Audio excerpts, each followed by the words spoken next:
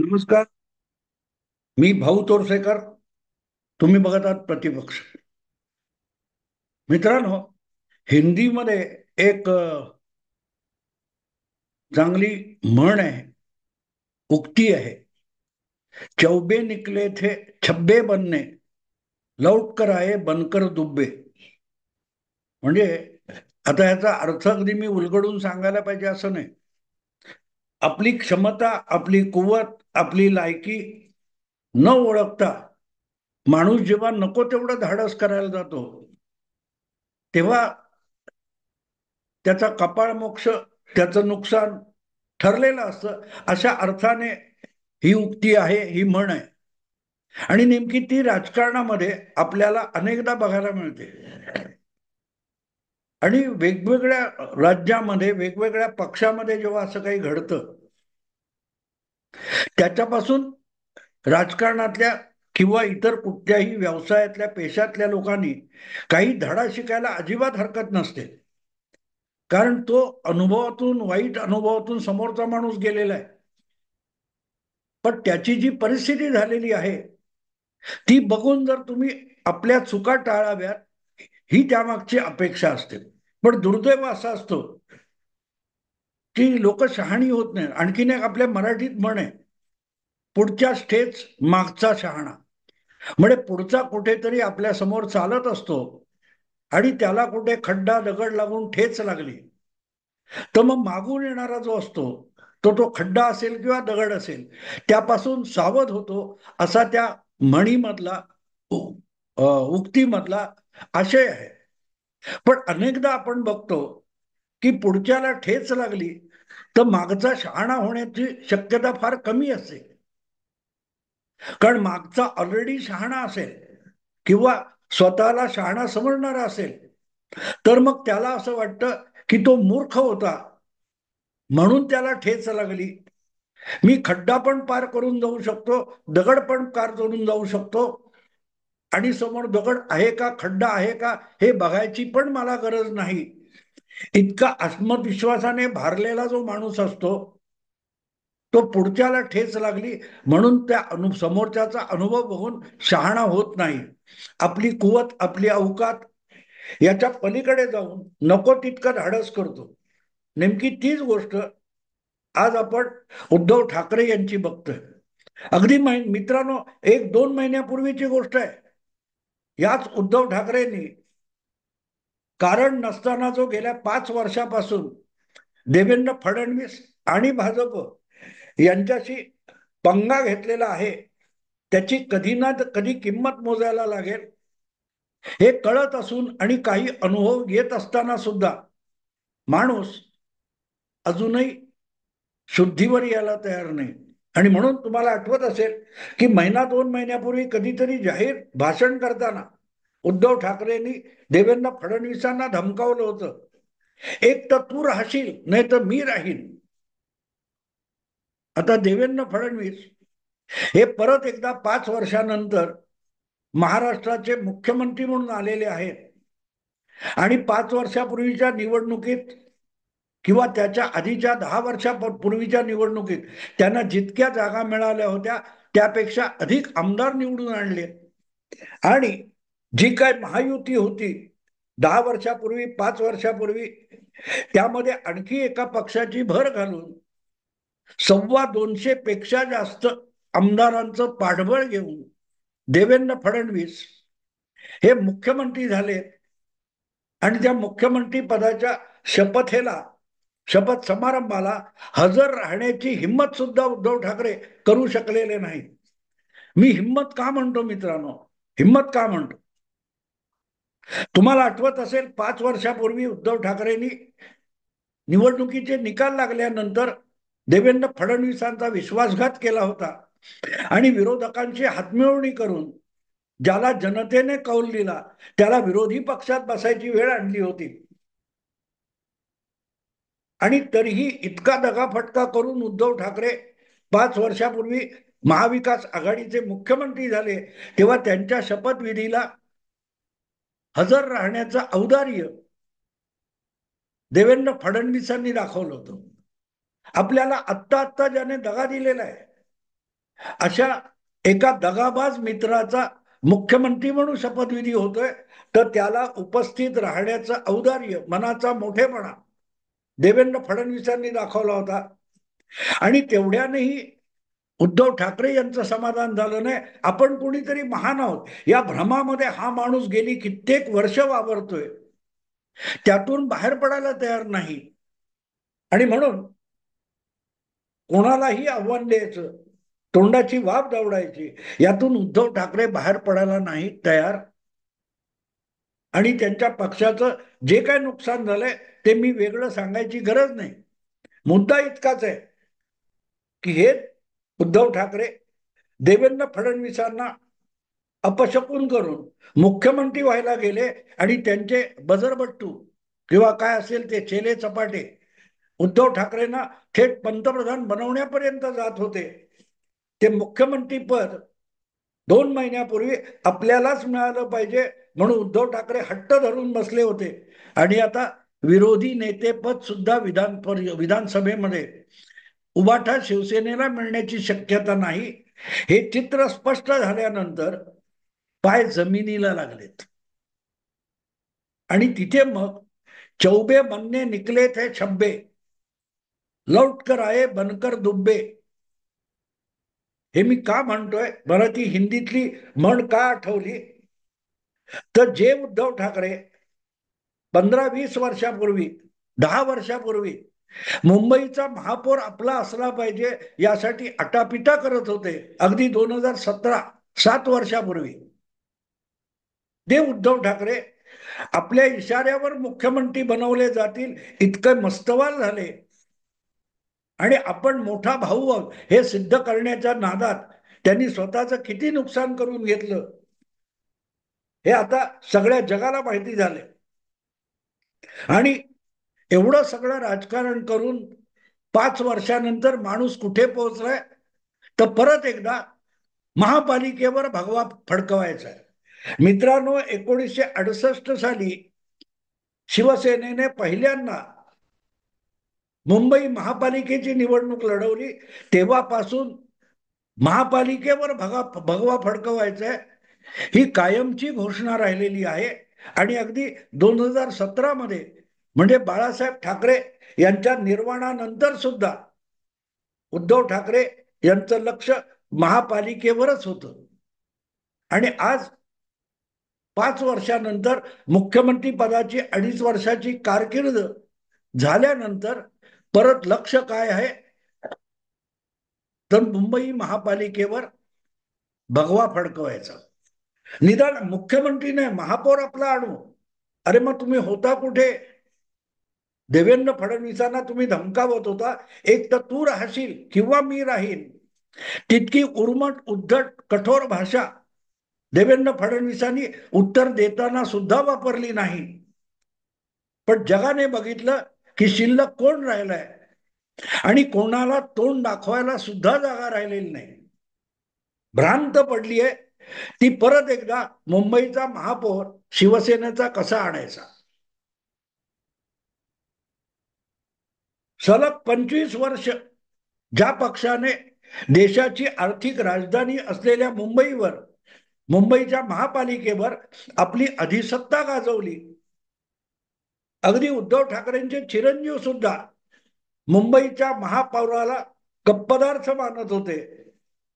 त्यांना आता भ्रांत पडली आहे की आगामी कधी होतील नजीकच्या काळात मुंबई महापालिकेच्या निवडणुका, तेव्हा आपला महापौर करणं तरी शक्य होईल का, याची भ्रांत पडली.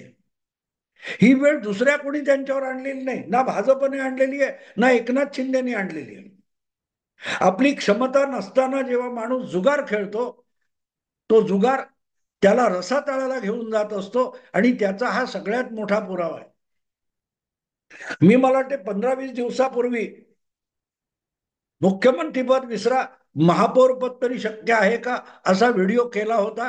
आणि योगायोगाने आता महायुतीचं सरकार येणार आणि देवेंद्र फडणवीसच मुख्यमंत्री होणार हे चित्र स्पष्ट झाल्यानंतर आपल्या जिंकलेल्या किंवा हरलेल्या विधानसभा उमेदवारांची बैठक घेतल्यानंतर उद्धव ठाकरेंनी सगळ्यांना आदेश दिले, आपल्याला महापालिका जिंकायची आहे. मग इतकी वर्ष महापालिका जिंकायचं हे मिशन नव्हतं का? आणि कोणाशी दगाबाजी करता तुम्ही? 2017 मध्ये सुद्धा शिवसेनेचा महापौर होऊ शकला याचं एकमेव कारण होतं की देवेंद्र फडणवीस मुख्यमंत्री पदी असताना त्यांनी दाखवलेलं औदार्य होतं. शिवसेनेचे 84 आणि भाजपचे 82 इतकी काटोकाट लढत झालेली होती. मुख्यमंत्री पद आणि सत्ता यांचा वापर करून देवेंद्र फडणवीस किंवा भाजप आपला महापौर मुंबईत बसवू शकले असते.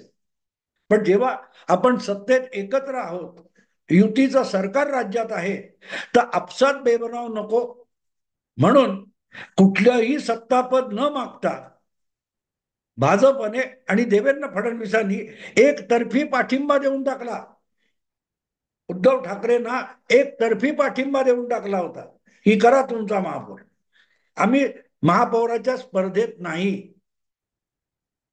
जो माणूस मित्र म्हणून इतकं औदार्य दाखवतो त्याच्याशी किमान सभ्यतेने वागणं हा सुद्धा उद्धव ठाकरे यांचा स्वभाव नाही, हे अवघ्या 2 वर्षात 2019 मध्ये दिसून आलं. आणि आज भ्रांत काय पडली आहे बघा, की निदान महापालिका टिकवू शकतो का आपण?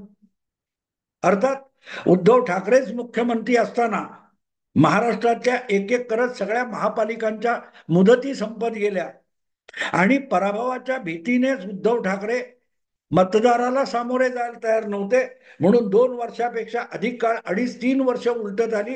अनेक महापालिकांमध्ये जवळजवळ सगळ्या राज्यातल्या सगळ्या महापालिकांमध्ये प्रशासकाचा कारभार चालू आहे. आणि आता एवढं मोठं यश मिळवल्यानंतर महायुती लवकरच महापालिका निवडणुका घेईल, तर आपलं निदान महापालिकेतलं जे बस्तान आहे ते टिकलं पाहिजे याची भ्रांत आहे. आणि त्याचं कारण सरळ आहे. शिवसेनेसाठी अख्खा जीव जो आहे तो महापालिका नावाच्या पिंजऱ्यात अडकलेल्या पक्षामध्ये आहे. महापालिकेतून आशियातली सगळ्यात श्रीमंत महापालिका मानली जाते.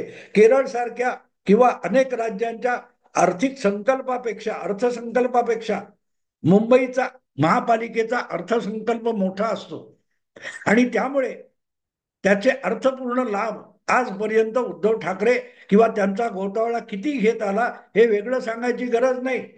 अगदी करोना काळापासून ऑक्सिजन पासून बऱ्याच गोष्टी, कोविड केंद्र उभारण्यापासून अनेक टेंडरमध्ये काय काय घोळ झालेत हे त्याची साक्ष आहेत. आणि म्हणून आज भ्रांत काय पडली की झाला शपथविधी झाला, आता निवडणुकीचे विधानसभेचे निकाल आले, लोकसभेचे आले आणि लोकसभेत ज्या मुस्लिम मतदारांनी उद्धव ठाकरेंना खासदार निवडून आणायला मदत केली होती त्यांनी विधानसभेत पाठ फिरवल्यानंतर मुंबईत देखील आपली अवस्था किती दयनीय आहे. आणि केवळ काँग्रेस बरोबर युती होती म्हणूनच 10 आमदार मुंबईतून निवडून येऊ शकले. स्वबळावर विधानसभा लढली असती तर 4-5 आमदार आणताना सुद्धा उद्धव ठाकरेंना नाकी दम आला असता. आणि म्हणूनच आता महापालिका एकट्याच्या बळावर लढवून महापौर आपलं आणणं याची भ्रांत पडलेली आहे. आणि म्हणून कामाला लागा. आणि मग काय काय काही लोकांना नेमलेत निरीक्षक म्हणून 2-2 विधानसभा क्षेत्रातल्या वॉर्डची अवस्था काय, तिथे संघटनेचं स्वरूप काय, कसं लढता येईल, काय लढता येईल. मुळात ह्याची गरज होती का? मुळात त्याची गरज होती का? भाजपला धडा शिकवायला हरकत नाही, पण धडा शिकवताना आपला कपाळ मोक्ष होईल का याचा पण विचार करायला लागतो. आणि म्हणून मी वारंवार नितीश कुमार, नायडू अशी अनेक उदाहरणं देतो की ज्यांनी अशा चुका केल्या आणि स्वतःचं नुकसान करून घेतलं आणि परत एकदा मोदी किंवा भाजप समोर शरणागती पत्करली. त्यातून शिकणं शक्य असतं, पण शिकतात ती माणसं ज्यांची शिकायची तयारी असते. यांची शिकायची तयारीच नाही, हे रोजच्या रोज लोकांना ज्ञान पाजळत असतात आणि समोरचा गोतावळा जो गोळा करून ठेवलाय तो एकापेक्षा एक आत्मघातकी सल्ले देणार आहेत. मला आठवतं 2019 मध्ये जेव्हा युती मोडून उद्धव ठाकरे यांनी काँग्रेस आणि राष्ट्रवादीची हातमिळवणी करण्याचा प्रयत्न केला होता, तेव्हा मी माझा ब्लॉग लिहायचो, मी व्हिडिओ बनवत नव्हते आणि मी इशारा दिला होता की ज्या वाटेने उद्धव ठाकरे निघालेले आहेत त्यामध्ये त्यांना सल्ले देणारे जे कोणी चाणक्य आहेत ते यांना रसातळाला घेऊन जाणार. आजही माझ्या ब्लॉगवर ते सगळे लेख तुम्हाला सापडतील. 2019 आणि 20 जागता पहारा ब्लॉग. मी त्याच्यात स्पष्टपणे म्हटलं होतं की ज्या वेळेला विदूषकाला तुम्ही चाणक्य म्हणून मान्यता देता आणि त्या चाणक्याच्या सल्ल्यानुसार वागायला लागता, तेव्हा चंद्रगुप्ताला मर्कट कराव्या लागतंय. आज उद्धव ठाकरे यांची जी अवस्था आहे, रोजच्या रोज शाब्दिक आणि हास्यास्पद कसरती करायला लागतंय, पदोपदी पराभव पचवून जखमा चाटत बसायला लागतंय, त्याचं कारण तुम्ही विदूषकाला चाणक्य बनवलं. आज तुम्हाला मर्कट करायला लागतंय. आणि म्हणून जी महापालिका हक्काची आहे आणि तुल्यबळ झालेल्या भाजपने सुद्धा तुमचा महापौर येऊ दिला होता, अशा मित्राशी तुम्ही दगाबाजी केली आणि आता 25 वर्ष ज्या काँग्रेस बरोबर मुंबईच्या राजकारणात टक्कर दिली, महापालिकेच्या राजकारणामध्ये त्या काँग्रेस बरोबरच हातमिळवणी करून आणि जागा वाटप करून निवडणूक लढवली नाही, तर महापालिकेमध्ये आपलं अस्तित्व धोक्यात आहे याचं भान आलेलं आहे. आणि त्यातून मग मिशन महापालिका, कामाला लागा. मला नेहमी हा एक गोष्ट कळत नाही की सगळ्यांनी कामाला लागायचं तर उद्धव ठाकरे नेमकं काय काम करणार आहे? तुमचं कुटुंब तुमची जबाबदारी, माझं कुटुंब माझी जबाबदारी. प्रश्न असा आहे की मग तुम्ही सार्वजनिक जीवनात का आहात? नेता, पक्षाचा नेता हा सार्वजनिक जबाबदारी घेत असतो, माझं कुटुंब माझी जबाबदारी म्हणत नसतो. आज मुद्दा इतकाच आहे की मुख्यमंत्री व्हायला गेले आणि महापौर पद टिकवणं सुद्धा अशक्य कोटीतलं होऊन बसले. हरकत नाही, करायला खूप गोष्टी असतात, पण क्रमाक्रमाने आपली ताकद वाढवत वाढवत नेऊन भारतीय जनता पक्ष आज लागोपाठ तिसऱ्यांदा एवढ्या प्रचंड संख्येने विधानसभेत आमदार निवडून आणू शकला. याच्या मागे 30-40 वर्षाची ढोर मेहनत आहे. 1984 मध्ये लोकसभेत 2 खासदार आणू शकणारा भाजप पुढल्या काळात ढोर मेहनत करत गेला आणि इथपर्यंत येऊन पोहोचलाय. कालच्या लोकसभा निवडणुकीत 28 जागा लढवून 9 खासदार निवडून आणताना जो फटका बसला, त्यातून सावरून भाजप 3 महिन्यात परत उभा राहिला. म्हणूनच 132 आमदारांपर्यंत जाऊन पोहोचलाय. आणि नुसतं आपल्यापुरता नाही, एकनाथ शिंदे आणि अजितदादा यांना सुद्धा त्यांनी मोठ्या संख्येने आमदार निवडून आणायला मदत केली. आज उद्धव ठाकरे यांची अवस्था काय बघा. 25 वर्ष ज्या महापालिकेवर राज्य केलं आणि ज्या महापालिकेच्या राजकारणातून विधानसभा काबीज करण्याची स्वप्न बघितली, ती विधानसभा हातातून गेलेली आहे. आणि महापौर किंवा महापालिका आपल्याला परत टिकवता येईल की नाही याची भ्रांत पडलेली आहे. 20, 30, 40 वर्ष शिवसेनेला मागे फरफटत आणलं. याचं कारण सोपं आहे.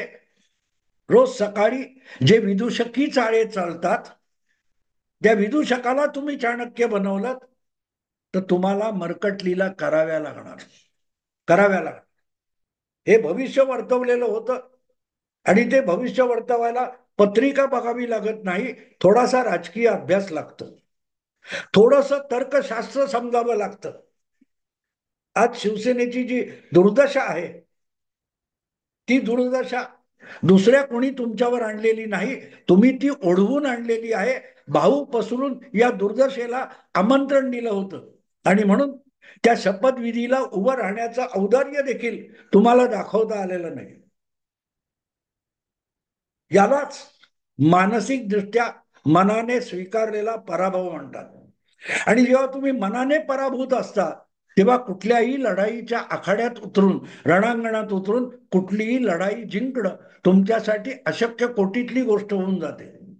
मला असं वाटतं की आत्तापासून महापालिकेच्या निवडणुकीसाठी कामाला लागा असं जेव्हा उद्धव ठाकरे म्हणतात, तेव्हा त्यांना आपल्याकडे आता मुंबईत तरी पक्षाची संघटना पुरेशी उरली आहे की नाही याची शंका भेडसावते. आणि त्या भीतीतूनच आत्तापासून कामाला लागा म्हणून धावपळ सुरू झाली आहे. मिशन 150 विधानसभा हे 10 वर्षापूर्वी आदित्य ठाकरेंनी जाहीर केलेलं उद्दिष्ट होतं. तिथून आलात कुठे बघा, मिशन महापौर, मिशन बीएमसी. विचार करा असं मी सांगतो, तुम्ही करणार नाही माहितीये. पण रस्त्यावर अपघाताच्या स्थळी अपघात स्थळ म्हणून बोर्डला उभा राहावं लागतं. तो कोणी बघो न बघो, तसं तुम्हाला तुमच्या राजकारणाला होणारा अपघात टाळण्यासाठी तुमच्यासाठी तुमचं लक्ष वेधून घेण्याचा प्रयत्न करणं ही एक पत्रकार म्हणून माझीही अपरिहार्यता आहे. असो मित्रांनो, आता इथे थांबतो. आवडलं लाईक करा, शेअर करा आणि प्रतिपक्षाला सबस्क्राईब करा. नमस्कार.